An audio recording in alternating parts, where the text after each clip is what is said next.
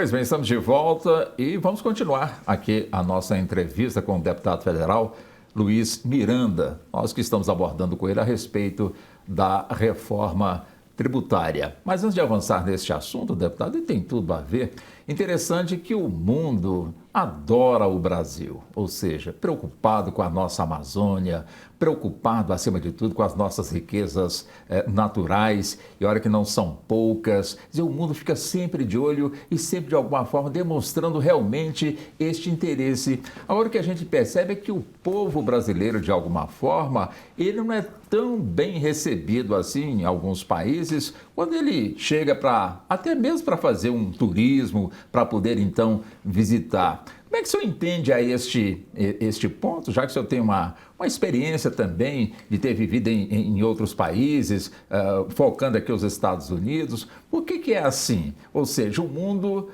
aparentemente gosta do Brasil, mas o brasileiro, o pessoal sempre coloca um pé atrás. Onde é que está a resposta para esse fenômeno? Walter, posso discordar? Por gentileza. Por favor, vou discordar. Eu rodei o mundo inteiro e sempre fui extremamente bem tratado no mundo.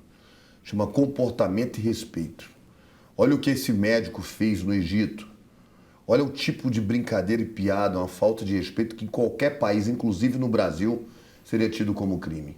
Então, quando você tem brasileiros que expõem a nossa raça a esse tipo de vexame, vergonha, humilhação, porque é uma humilhação para o povo brasileiro você ser preso porque você ataca contra a honra de uma mulher que está trabalhando, de outra nação, da forma que ele fez. E há quem diga que foi só uma brincadeira. Isso não é brincadeira. Isso é colocar o brasileiro, a gente chama num balaio que não é verdade. Nós não somos assim.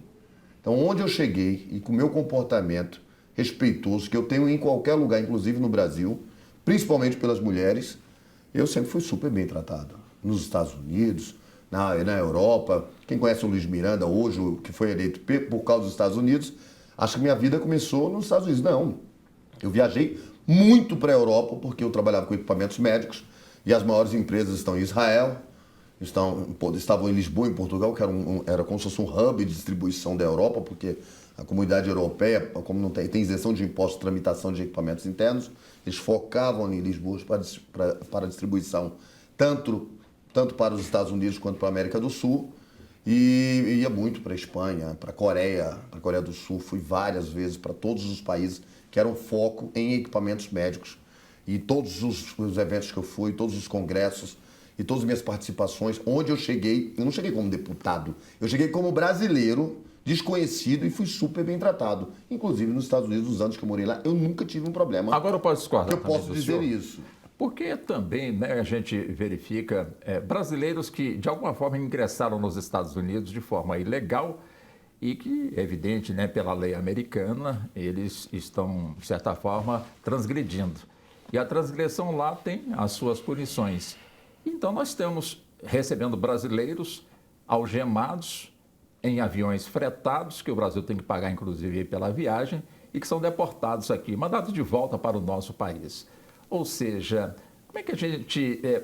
eu duvido, ou tenho aqui as minhas dúvidas, se faríamos a mesma coisa com o cidadão americano, devolvendo eles para o seu país, caso ele tivesse ingressado também no nosso país de forma irregular, deputado. Será que o cidadão americano ele pagaria $20 mil para um coiote colocar ali dentro do país? Não, porque ele é rico, porque como nós começamos aqui a nossa conversa, né? Por que o brasileiro quer ir para lá? Não é para ter melhores condições de vida. Aí eu perguntei para o senhor, por que o nosso parlamento, o que ele pode fazer para que possamos acabar com essa desigualdade e termos o orgulho de permanecermos aqui no nosso país? Teve um problema agora recente, você entrou nesse tema, que está bombando esse assunto lá nos Estados Unidos, vai chegar no Brasil.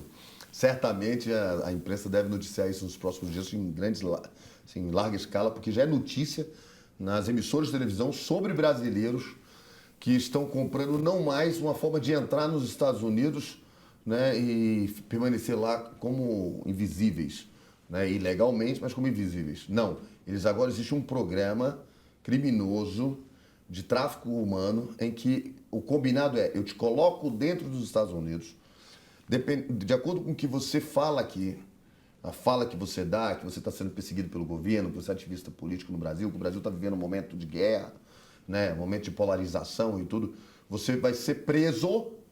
Então, você já é recebido e preso. Você vai ser preso. Na hora que você for preso nos Estados Unidos lá, você será solto para responder em liberdade pelo crime de imigração ilegal, mas que a legislação americana permite que pessoas procurem refúgio nos Estados Unidos. Então você vai aguardar alguns anos, nesse meio tempo você está vivendo lá, e você vai conseguir com o tempo o seu documento. Essa narrativa ela explodiu nos últimos dias e o governo americano soltou uma nota dizendo que era para prender todos os brasileiros que se enquadrassem nesse perfil, que tivessem pago alguém para colocar eles lá dentro, né? Porque eles têm que conseguir um jeitinho para, sem visto, entrar num avião e descer sem visto nos Estados Unidos, ou conseguir um visto fraudulento, né? Que as informações são falsas, é para prender e tratar como um bandido e deportar. Agora pergunto eu, que situação difícil que a gente está vivendo. O que está errado? É o brasileiro que quer fugir do Brasil, e está fugindo de verdade, porque para chegar nesse nível está fugindo, ou o americano tem que aceitar alguém que está cometendo crime de corrupção ativa, passiva, né, um crime contra a imigração, contra as legislações americanas, e fingir que isso não está acontecendo e não tratar ele como criminoso. Então é difícil essa situação para o americano, e nem tanto para o Brasil. Porque o problema do Brasil é falta de vergonha na cara. Porque se o seu povo está fugindo, e não é de hoje que o povo brasileiro tenta fugir do Brasil, é porque algo está muito errado. E a gente tem que parar de dar entrevistinha bonitinha, como eu estou dando aqui agora, e brigar, como eu brigo todos os dias lá, quebro o pau com os meus colegas, e assim, com muito respeito que eu tenho por eles. Mas o poder de compra, dar dignidade para a população, da saúde, da educação, entregar uma segurança pública em que você não tenha medo de sair de casa, que você vai ser assassinado por um criminoso que quer, por causa de um relógio seu, te mata. Essa realidade é o que afugenta o brasileiro do seu país. Aqueles que não têm coragem de enfrentar, e às vezes não é nem coragem, às vezes é pelos seus filhos, é por medo do que pode acontecer com os mais fragilizados, com as pessoas que você ama, é que você pega todo mundo e tenta fugir. Então nós precisamos levar isso a sério, seríssimo, mas não acho que o governo americano está errado. E nem acho que o Brasil faria diferente se ocorresse, já ocorreu outras vezes, de pessoas que vieram para o Brasil para cometer crime de outros países foram presos também, algemados, deportados. Nós já fizemos isso. Agora, o Brasil é, como foi dito, né, deputado, e todos nós sabemos, é um país extremamente rico em termos enfim, riquezas naturais, né? Temos uma floresta amazônica, enfim, realmente é um país extremamente rico. Agora, o que está faltando justamente para que essa riqueza, de alguma forma, ela seja distribuída de forma igualitária e tenhamos, portanto, aí uma igualdade social, ou que se aproxime realmente do justo dessa igualdade? Na opinião do senhor, o que está nos faltando? Você sabe que você falou uma coisa interessantíssima. Toda vez que alguém fala em termos de distribuição de renda mais igualitária, aparece algum bobo para falar que o Brasil não é um país socialista, querem transformar o Brasil num país comunista, socialista, e ele não olha para o país que é considerado o maior capitalista do mundo, que é os Estados Unidos, e tem os maiores programas sociais e distribuição de renda igualitários do mundo. Se você for despejado hoje do seu imóvel, pelo menos no estado da Flórida, o estado, se você não tiver condição, porque você está desempregado, de ir para algum lugar, ele paga o aluguel para você. Olha o extremo que eles fazem. A mãezinha engravidou, ela está desempregada e não tem quem lhe ajude. O governo vai pagar todo o processo da gravidez da mãezinha. Então, vai acompanhar todo esse processo até que ela tenha seu filhinho. Ela vai ter tanto cartão para ela se alimentar na gravidez, como após o nascimento da criança, ela vai ter um cartão de crédito, com crédito todo mês lá. Então esses programas assistencialistas existem em países desenvolvidos. Então, esse não seria o problema. Mas onde é que eu enxergo que é o maior problema quando a gente trata de riqueza, aquilo que você falou, né? Nós temos aí uma Amazônia riquíssima, nós temos riquezas naturais assim, incríveis, nós temos um agronegócio que bate recordes atrás de recordes. Onde é que está esse dinheiro? Onde é que está o resultado desses recordes de PIB, de vendas do agronegócio? E aí nós vamos nos deparar com uma realidade que, agora, respondendo a sua pergunta, é que, infelizmente, no Brasil, nós temos uma burocracia excessiva. Nós temos uma dificuldade para fazer com que o pequeno cresça.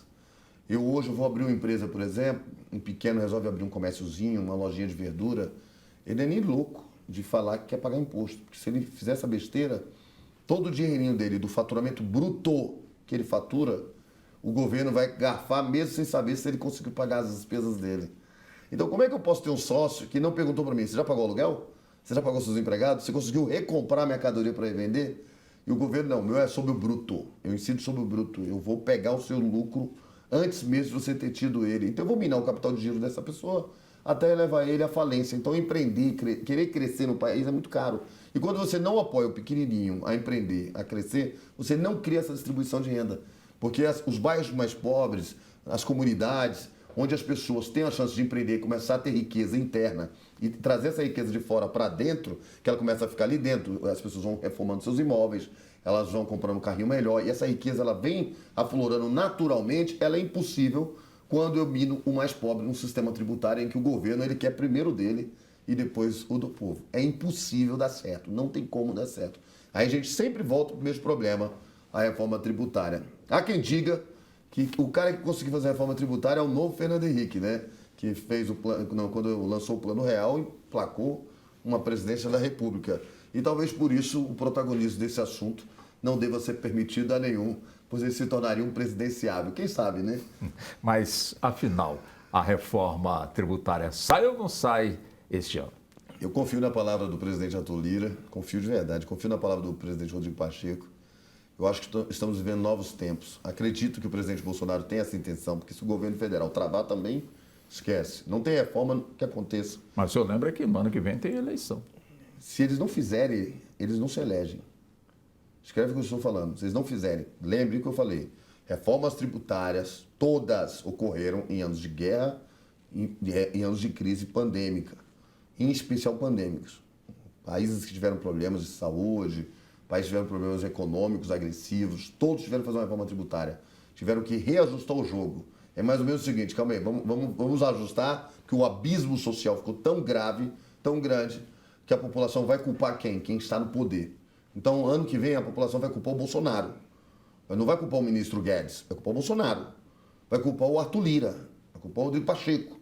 Porque a tendência é que no caminho que nós estamos vivendo, onde você tem uma Bovespa batendo um recorde histórico ontem, quer dizer, o rico está ficando mais rico, em outras palavras, e o pobre mais pobre, o mercado com aumento de 30%, aproximadamente 30% sobre os produtos naturais. Carro, olha quanto custava um carro antes da pandemia, quanto custa hoje. Um Corolla, 80 e poucos mil, hoje está 120 mil. Se você observar, né, 110, 115, quer dizer, tem todos os valores, mas teve um aumento ali também médio de 30%. Tudo no Brasil já teve um aumento médio de 30%. Ah, mas a inflação não foi isso. A inflação foi bem menor. Porque a inflação ela contempla uma série de outros índices que não necessariamente estão envolvidos com a população em geral, que é o consumo. Eu, você, o cidadão comum, ele está preocupado com o consumo. Aí se eu posso comprar amanhã um arroz, uma carne, um carrinho melhor, reformar minha casa, é o gasto, é o consumo. Se você não tratar disso, 2022, pode escrever. Nós vamos fazer a reforma tributária até agosto. É o compromisso que o Arthur Lira tem na Câmara e o Rodrigo Pacheco validou lá no Senado.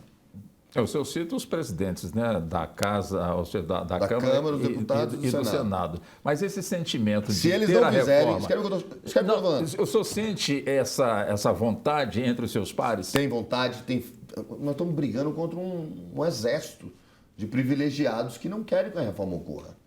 Não adianta só o presidente. Mas por que não quer que a reforma aconteça? Porque aconteça? eles não pagam nada. Lucros de dividendos. Uma empresa hoje, uma empresa chinesa hoje, que vier para o Brasil, não esquece, não é por ser chinesa, pode ser japonesa. Pode ser alemã. Podia ser alemã. Sim. Que chegar no Brasil hoje e falar assim, eu quero investir no Brasil. Vou investir em um setor que tem isenção tributária. Vai ter isenção tributária. Vamos botar, ela vai investir em energia solar. Vamos botar placas solares. Aí já tem os tributos, isenções, incentivos fiscais. A empresa já recebe tudo isso. Aí ele começa a ganhar dinheiro. Porque ele entra com 1 bilhão aqui, começa a investir pesado. Na hora que ele começa a ter lucro, além dele não estar pagando praticamente nada para investir no Brasil, com o argumento, estou investindo no Brasil, ele realiza 100% do lucro pessoa física dele, quer dizer, ele pega o dinheiro dele de volta sem pagar nenhum imposto. O Brasil e a Estônia são os únicos países dos que pleiteiam entrar na OCDE que não paga nenhum imposto de lucros e dividendos. Nenhum imposto. Eu realizo 100% do meu lucro sem pagar nada. Você não tem noção, Walter, da quantidade de dinheiro que essas pessoas deixam de contribuir. A JBS mesmo, que é uma empresa que eu super respeito, porque o crescimento dela não é só no Brasil, pode ter passado pelo que passou aqui, mas ela tem um crescimento nos Estados Unidos, na Ásia. Eles são gigantes. Mas na hora que os sócios querem realizar seus lucros, Recentemente teve uma demonstração de realização de lucro, se não me engano, de 200 milhões, era um número parecido, isento de imposto. É a lei. Ninguém cometeu nenhum crime. A lei não paga nenhum imposto. Realização de lucro. Então, a empresa, se ela tiver benefício fiscal, além do benefício fiscal que ela tem, ela realiza o lucro para o seu sócio sem pagar nenhum imposto. Só que ninguém foge do imposto da classe média para baixo. Então, o imposto de renda vai estar lá. Diga-se de passagem, a classe média hoje, que antes era tida como uma classe privilegiada, hoje é que paga a maior carga tributária no Brasil. Mais até do que o pobre. Porque você vai pagar o seu imposto de renda, seus 27,5%, você vai pagar hoje aproximadamente 14% de previdência, só aí foram 40%, sobra 60% para você consumir. Do consumo você tem 50%, vai pro ralo, sobra 3 mil de 10%. Então, quer dizer, você tem 30% de todo o seu suor disponível para você poder consumir. Isso é insanidade, isso é escravidão.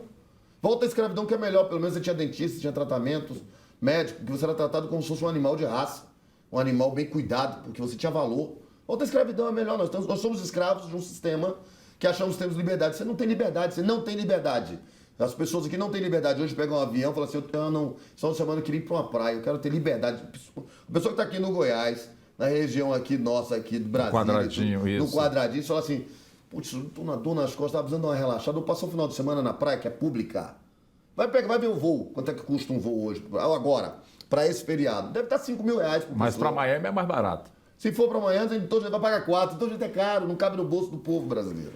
Não cabe. Essa realidade esdrúxula, que se ela não for combatida, nós vamos cada vez ficar mais pobres. Nós vamos assistir esse show daqui, eu vou ficar velho, vou ver esse show acontecendo. E aí eu tenho que tomar uma decisão. Eu monto uma empresa isenta de lucros e dividendos, vou ganhar meu dinheirinho, que eu sei ganhar, né? Ou vou lutar por um povo que não entende o que nós estamos fazendo. Não entende porque eu fui massacrado em 2019 por uma mídia que também não tem interesse na reforma tributária, porque eles têm todas as isenções, inclusive de lucros e dividendos. Não contribui. Eu prefiro diminuir o imposto de renda da pessoa jurídica, que é a minha proposta, que o empresário pague menos impostos, a empresa pague menos impostos, para que ela possa reinvestir, gerar novos empregos, crescer, do que isentar o lucro de dividendos, que é por lucro pessoal que o cara certamente vai levar para Miami. Que ele vai investir fora. É lucro líquido, limpo. Para que eu vou deixar num país em que pode acontecer a qualquer momento uma queda da moeda, como ocorreu recentemente? O parlamento fala em taxar riquezas, ou seja, que isso riqueza? acontece na opinião do senhor? Que riqueza, isso é besteira. Nós estamos precisando taxar renda. Nós precisamos taxar renda, como é feito nos Estados Unidos, como é feito na Europa, como é feito no mundo inteiro. Eu preciso que as pessoas ganhem muito dinheiro. Tanto dinheiro que pagar imposto não seja um problema para elas. Precisamos taxar renda, precisamos taxar bens que não são tributados. Precisamos taxar, a gente chama o imposto da morte nos Estados Unidos, a herança. O cara, um Zé Ninguém, nunca trabalhou, nunca fez nada, da noite pro dia ficar rico. Porque recebeu a herança dos pais. Ah, mas a herança dos meus pais, trabalho dos meus pais, ok. Mas você tem que pagar um imposto de transição desses bens, como é feito em todos os países, inclusive na América. Ah, tem seguro para isso, o seguro paga o imposto. Tudo bem, o seguro paga o imposto. O Estado é que não pode ser complacente com falhas no sistema tributário, que quem no final vai pagar a conta é sempre a cadeia mais fraca. E o erro mais grave é o pobre ficando mais pobre, você tem aumento de violência, por isso que o Brasil é um país extremamente violento, por isso que o combate à criminalidade é muito difícil no Brasil, porque as pessoas, na sua extrema pobreza, elas tendem a buscar saídas. Quem tem índole, obviamente, não vai para o crime, mas quem não tem índole, quem infelizmente tem uma criação ruim, um ambiente não favorável, vai para a criminalidade. Então é uma briga, ficar correndo ali atrás do rabo, sem solução, enquanto a gente não der para a população dignidade, poder de compra. A população é evidente que ela já conhece, acima de tudo, ou pelo menos tenta, né, fazer valer a sua fala, a sua palavra, no sentido de obter conquistas. Quer dizer, as redes sociais que hoje são realidades no mundo inteiro, como é que o senhor avalia já o povo brasileiro, de alguma forma, já de alguma maneira, chegando nessa ferramenta? É uma maneira de fazer com que tudo isso que o senhor nos pontuou em termos de tornar a nossa população mais pobre, já que o que poderia resolver acaba não chegando. Quer dizer, essa pressão vindo, acima de tudo, das mídias sociais, de alguma forma pode influenciar no poder central e dessa forma termos aí melhores condições de vida para o povo brasileiro, deputado? Olha, Walter, eu acho assim que as redes sociais, elas socializaram a informação. Então hoje eu posso colocar lá uma informação verdadeira que porventura estaria sendo divulgada pela mídia de uma forma errônea, não necessariamente maldosa, mas não foi exposta da forma correta. E dados como esses a gente consegue precisar de uma forma melhor. Quanto tempo eu precisaria na televisão para poder agora falar de números? Você ia ter que ficar comigo aqui o dia inteiro. Mas eu vou continuar com o senhor mais daqui a pouquinho. Nós vamos para o nosso intervalo, mas já já a gente retoma este assunto, que é importante também no sentido de colaborar com a informação e, de certa forma, fazer com que o nosso público, de alguma maneira, também obtenha aí esses dados. Até já.